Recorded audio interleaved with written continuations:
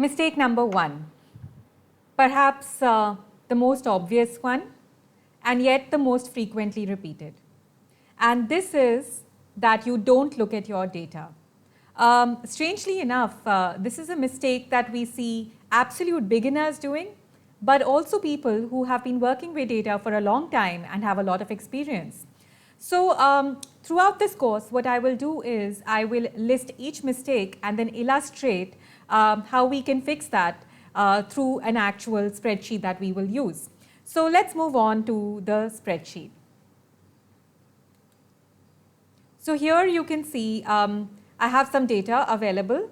And typically what I would do is that before I start working on this data, I will spend a couple of minutes just looking at the various rows and columns and trying to understand what is included in this spreadsheet.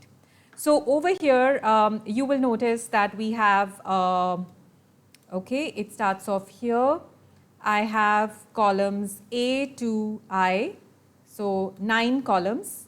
And then I have 15 rows of data. And I'm just looking at the data and I'm trying to figure out what this is. And it seems that we have names of a few employees. We have their gender and which country they're in. We have their dates of joining. I can see whether this employee is an employee or is a contractual worker. I can see what department they're a part of.